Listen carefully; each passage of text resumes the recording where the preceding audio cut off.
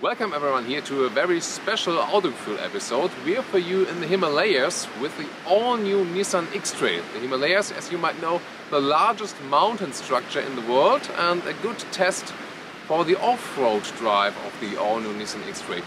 Basically, the old model was more off-road capable because it was a little bit higher and not so sporty from the spoilers, so you had more ground clearance. Now Nissan moved more to the city SUV feeling with this car, which is actually quite logical because people buy this kind of cars nowadays and not so much the off-road cars anymore. So, but still we have some off-road capabilities left and we'll test them here in the next few days and see how much fun we can still have with this car. So join us here for that very special episode. I'm looking forward to it.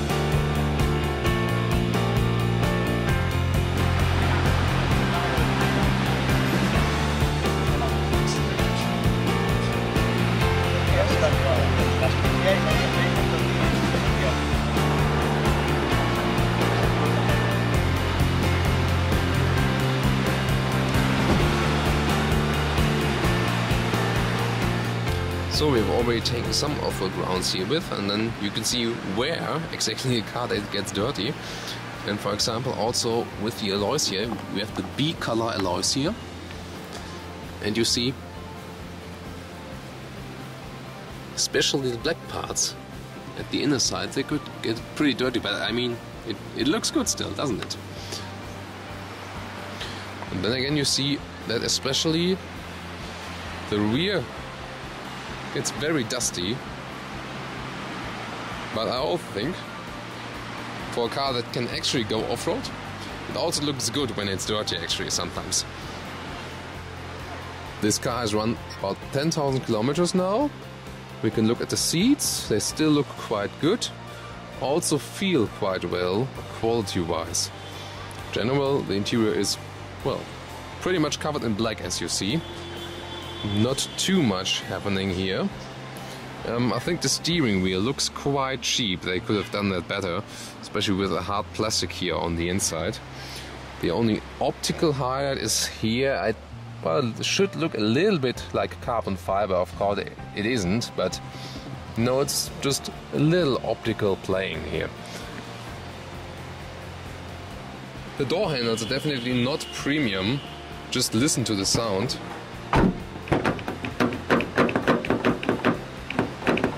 Just sounds a little bit cheap, and that's why like a Mercedes or BMW and Audi are so much more expensive, because they pay so much engineering work and research work also to the sound design.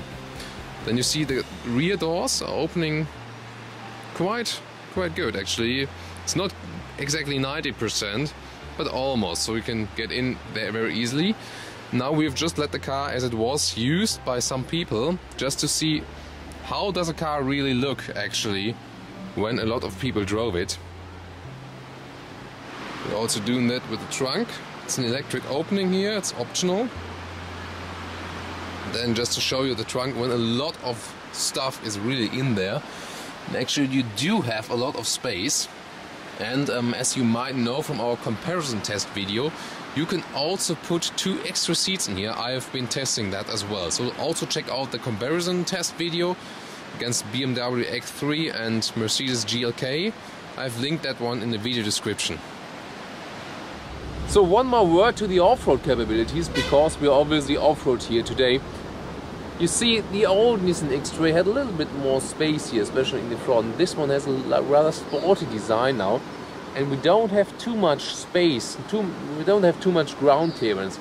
This will be a problem if you're going hard off-road tracks, and especially when you got a lot of changes in height. So that shouldn't be the case then if you want to buy the new Nissan X-Trail. However, if you got off-road and it's relatively flat, or just like with these rocks, for example, or sand, it's still pretty much okay, because you got the all-wheel drive. So as soon as it's just slippery on the ground, that is really okay. Basically, also in comparison to the Qashqai, the all-new Nissan X-Trail is like, they should be alike when it comes to off-road capabilities. So you should not go for the Nissan X-Trail if you think, okay, maybe I want the Qashqai, but I want it more off-road capable. That it doesn't really matter. It's more that you have more space inside the X-Trail. The engine here in Europe, it's just the 1.6 liter diesel engine available with around 130 horsepower. Our friends in the US already got a petrol engine, and I would rather go for that, I think, because this one we've shown in the comparison test, it consumes quite a lot, although it's a diesel, and it's not strong enough for that kind of car. So next year they say they want to also the petrol engine in Europe, and they also want to work on the diesel engine to make it a little bit more stronger. Maybe it will get a little bit more capacity, or maybe a little bit more horsepower, so they promise.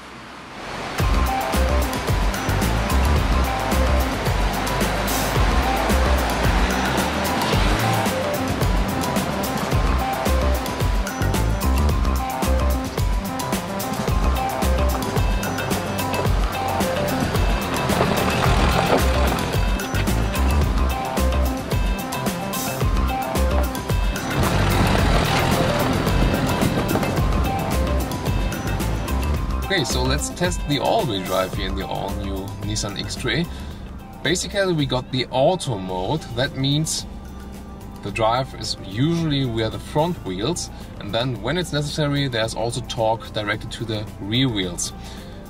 Well, that's the auto mode. You usually use it for everyday driving, and in general, you don't have that slippery conditions, then only the front wheels are driven. There's also possible to go in the 2WD mode. Then you tell the car just put only the front wheel drive, but you know, you don't really need that function, so just leave it in auto. You don't even save a lot of fuel, because you know the system is basically always running. It's just unclutched then, and so just leave it in auto when you're driving in the street. But then again, when we hear off-road or maybe going up a steeper hill, then it's clever to put the lock function. And then we have a 50-50 setup, so 50% of torque in the front, 50% of torque in the rear. And that helps us that the system is not always like going on and off again, so it really stays to this permanent all-wheel drive then. And that's a really good option that you have that one. So let's now go to the lock mode. And then we also see it here in the front, and then that we have it. And then here on our sand, if I put the throttle on the sand, no problem. I got direct response. Now we hit some rocks. Then if we just stand still here now on the ramp, it's also no problem, because it has an assistance system. When I lift the brake now, I don't roll back. See? Brake is lifted now. Then, you know, so we have some like 2 or 3 seconds before the car is rolling back. And that really helps you to accelerate here now on the hill, especially if it gets really close here. And you can't really do it in one turn. You have to put the car back again in reverse gear. That really helps you. So now, then again, if you look here in the front, we got the rear view camera. That's very good. Here's surround view and the normal rear view camera. That also helps us off-road. And now it's all the front camera. Then we can get around this very tricky turn here. Actually, these small assistants, they're all optional, yes, of course. Not the camera system, but the other system that you get help when going up the hill. This is from Zero Production. And that is very good for off-road riding, I think. So actually, it's quite comfortable, even if we're going here on the rocks. So as long as you don't have very steep hills, the X-Trail is still capable of some off-road riding. Now again a closer look at the surround view camera and the normal rear view camera. The solution could be a little bit better, I think, but still it does the basic help. And the surround view camera you can see to all sides, it's also very practical.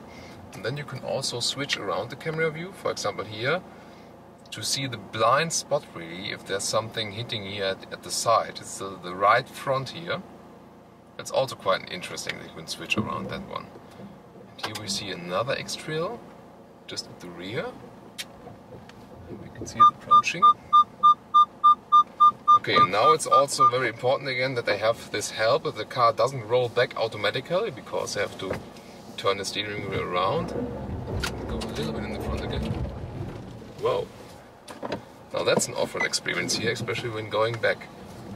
Now I can turn the car back around again. We can see when I'm hitting it. And I just can go to the last bit that you can really make it. So this is really a hardcore test here, going backwards. Now again a little bit in the front. So by the way, the steering wheel is also quite light. So if you're turning here front and the back again, it's also not a problem. So will I make it this one? It's in the front. Okay, one more time to be safe really. So I must say as a conclusion here, it's no problem also off-road to steer around even when you're very close. Now we can see how close we really were. So actually I'm quite surprised how well it works. And also when you don't have so much off-road experience, you can still get along pretty well. So let's take a look at the infotainment unit and also at the climate functions. See, we have a turning knob here and digital instruments. So for more and less vents. Also here, and for example turning on and off the AC. And then, well, about the multimedia system, it takes a little bit of time until it's loaded up when you start the car, so that's not too good actually. And then let's just check how everything looks like. This one has already gone to night mode here now, but I can actually change it here. And then what's also very good, they can, yeah, how can I do it? Okay, auto, that's auto mode, night mode, just to press manually. But I wonder actually how I can, this is zoom in and then zoom out here on the right side. But I wonder, it says I can just also, there it is. Okay, press it then and then use the knob, then you can also manually control the gamma of the display. That's also a very nice function actually. So let's go to the GPS. Just I want to show you how fast the reaction times are, because sometimes they always take a little bit too long. Okay, let's see. Well, I think it's quite fast actually. Now I'm gonna put the airport on. Let's see. Airport of Barcelona. Okay. Let's depart.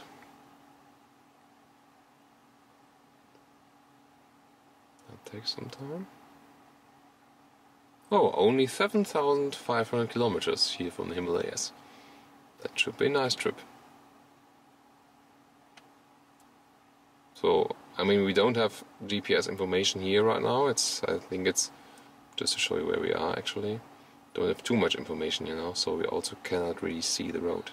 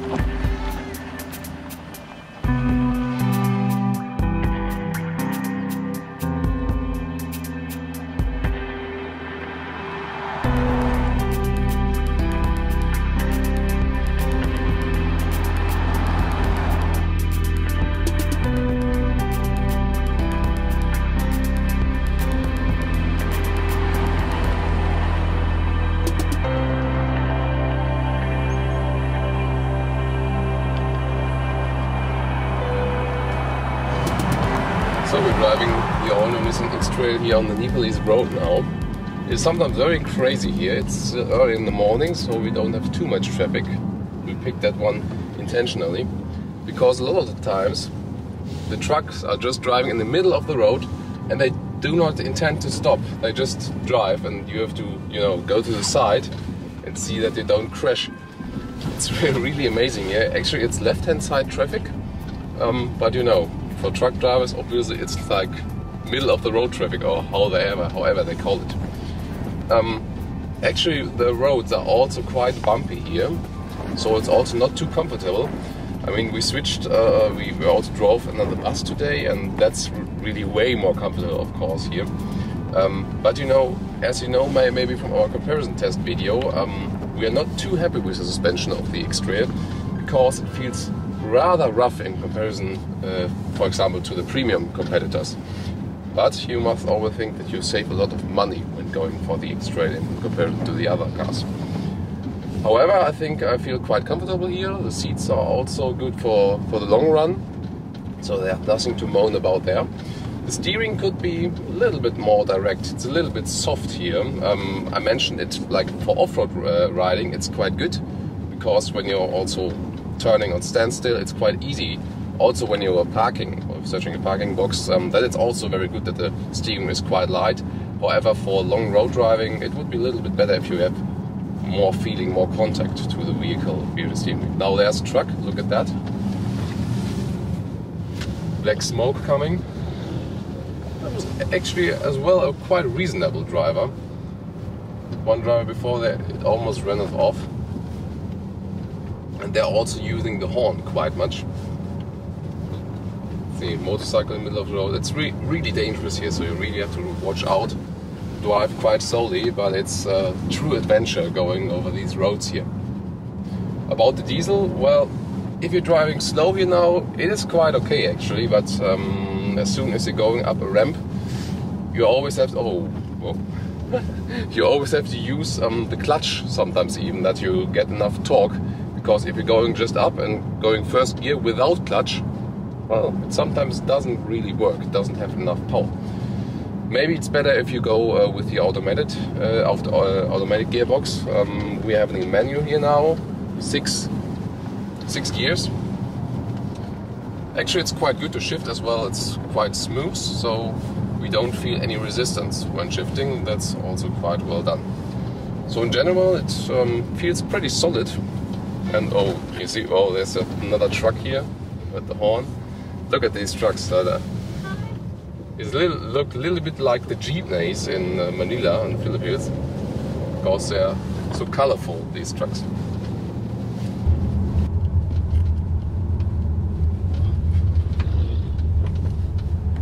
Always an adventure here. Hope you like our small road trip here at the edge of the Himalayas. Now I'm testing the rear compartment here.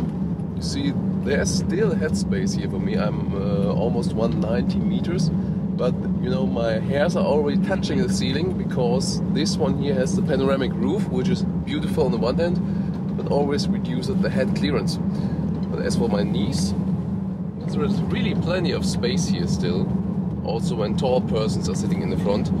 So it's also good for traveling with more adults, like 4 adults, and then you still have enough of space in the back. That's also the advantage in comparison to the smaller cash cake.